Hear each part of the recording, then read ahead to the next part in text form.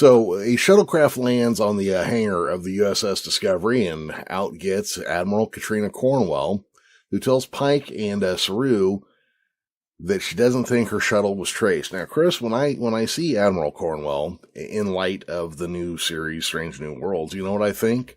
What's that? I think between number one, Captain Battelle, and Admiral Cornwell, Starfleet's got a type. Yeah.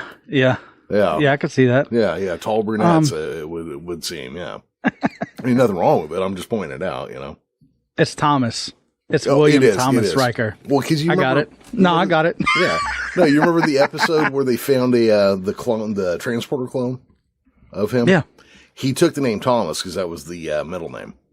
Oh, okay. Yeah.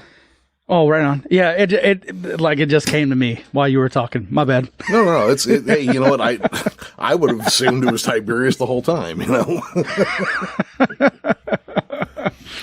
All right. So she starts off questioning Spock and asks about his rank, position, and assignment. To which he responds that his rank is lieutenant, and he's a science officer aboard the USS Enterprise.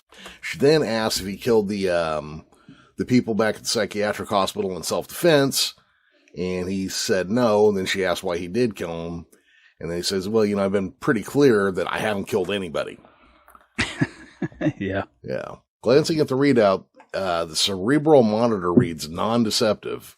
Spock is telling the truth. The idea of a cerebral monitor, that has like a very TOS feel to it. When they would just like create a piece of technology that just did whatever you needed it to in the situation. Yeah, which felt out of place actually in Discovery, because Discovery has not, well, maybe they have been, but like it's way less noticeable than when TOS did it. Yeah. Where it was just, TOS had whatever the plot needed, they came up with, Yep. Yeah. All right. Walking down the corridors of the ship, Burnham protests to Pike that Tyler is innocent because, they still think that he was selling them out to Section 31, and that he would not sabotage the spore drive, and that he was loyal to Starfleet. Because, all your deep cover Klingon agents are loyal to Starfleet. Yeah, when they have to be recruited by the CIA. Yeah. Yeah, totally trustworthy. Yep, absolutely. From an enemy, basically an enemy country here. Yep. Dune has one of my favorite lines when Baron Harkonnen says something about never trust a traitor, even if you created them. Yep. I always thought that was a great line, When Pike asks if he can count on her, Burnham replies that he can, and that he can also count on her proving Tyler innocent. Yep, I don't think you're too close to this situation at all, Michael. She's too close to all of this. Yeah. When Spock was talking about, what he did do to escape, he just says, hey, I gave everybody the Vulcan nerve pinch, which disables people without, causing harm or killing them. And then we move on to her asking, the Admiral asking him about the Red Angel. She asks why it chose Spock to receive his visions. Spock says he doesn't know, and he's asked himself a number of times. They kind of go back and forth about a few things. The fact that Burnham is defending Spock comes up, and Cornwell, says, well, she is your sister. And Spock's real quick to point out, yeah, well, not by blood.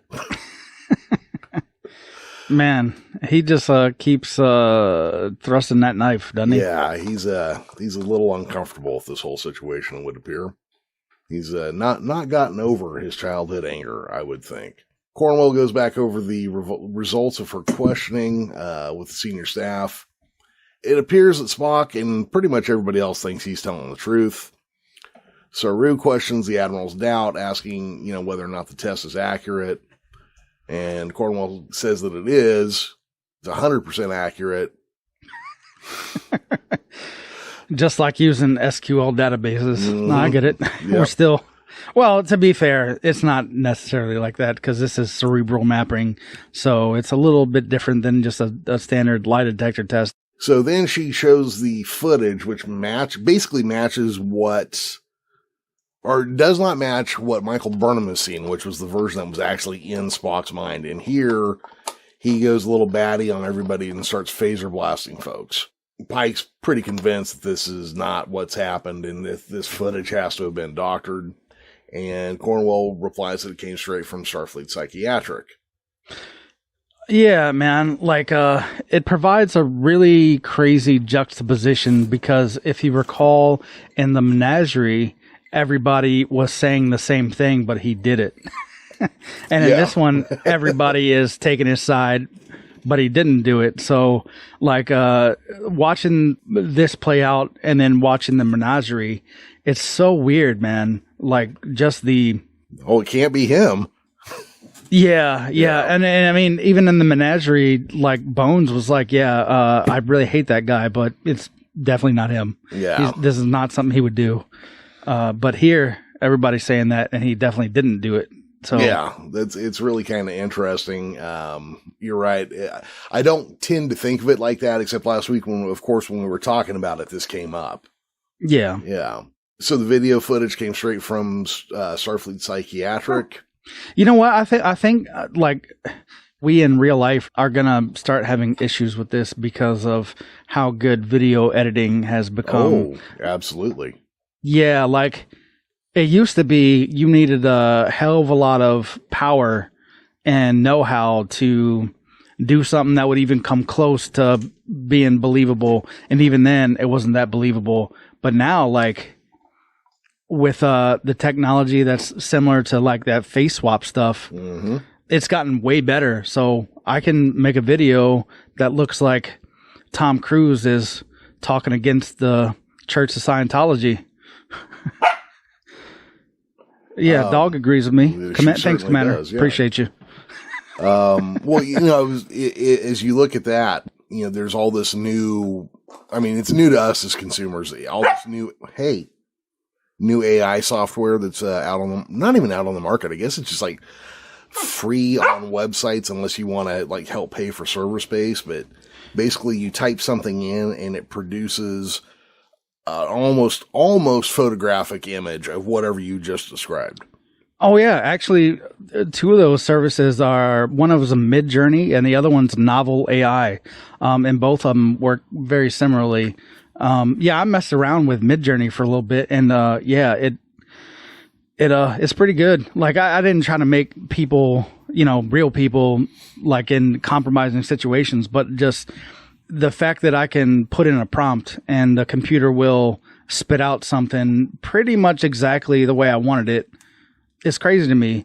And even if what you put in doesn't come out exactly like you want it, it's real easy to look at the image and see, okay, here's the downside of it. Let me go ahead and edit my prompt to fill that gap in, basically. Yeah, exactly. Fill that gap in where the computer is getting it a little wrong. But yeah, Midjourney and Novel AI, two super powerful tools.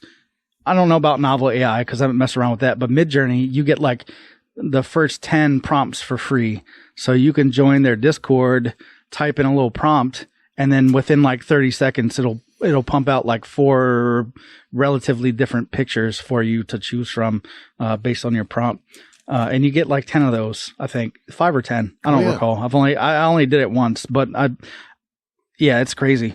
So I did a book cover months ago with one that was, Frankenstein meets Bigfoot was the idea behind it. But of course, is that Boris Karloff's Frankenstein? Yeah. It's very traditional, very traditional Frankenstein. Gotcha. But of course, the full, after my Facebook friends and I get done discussing it, it becomes Bigfoot versus Frankenstein and erotic adventure. So it's going to be a very different. You know, I bet you could put that into Midjourney and it would pop out something for you that you might be usable. You know what cracked me up is I said into one of them, I just basically said Doctor Who and his sexy companion. I was thinking it was going to kick out like Capaldi and Jenna Coleman. You know. Oh no, it's going to pump out Christopher Eccleston and Rose, 100%. Okay, so what it actually put out was a very, very old man that was dressed kind of like the first Doctor and a topless woman. Okay. Yeah, I mean, you know, granted, I thought it was not going to do anything like that. Yeah. Oh, but where I was headed with that is there's already stuff that you can record voice samples and it will put together sentences with your voice. Oh yeah, I remember listening to Joe Rogan's podcast, and he may I haven't listened to it since he went exclusively Spotify, but I remember him talking about, dude, I've put hundreds and hundreds of hours of my voice out here, and people could pretty much at this point do whatever they want, make me say whatever, and no one would be the wiser, pretty much. And he's right. It's very true. It's very true. Yeah, if you train an AI to listen to nothing but Joe Rogan's podcast and you wanted Joe Rogan to say some off-the-wall stuff, I mean, for a second, you might be like, okay, I could see Joe saying that. But then, on the other hand, you're like, I don't know. Because, I mean, Joe Rogan says some weird stuff, but... He does, especially during COVID.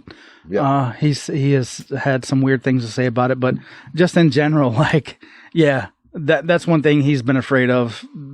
At least, maybe not like he loses sleep over it at night, but he's definitely talked about it a bunch. I mean, because look at you and I. There's thousands of hours of us talking about different topics out there.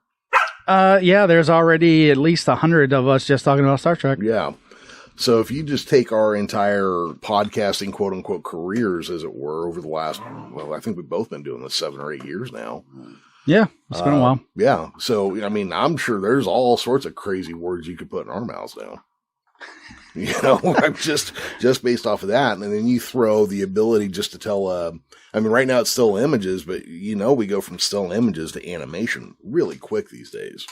Oh yeah. And it's out there, but you got to have a little know-how to make it happen. Yep. But it is out there. For now. Yeah.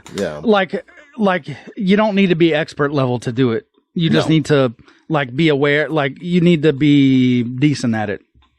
Yeah. And can do that. But I mean, as technology advances, let's go 300 years in the future to the time of discovery. Yeah. And we're still using SQL databases. Well, the easiest way to pick a lock, I guess. Right. So, okay. So we've got the source of the video footage was Starfleet Psychiatric, but it still seems a little sus, as the kids might say.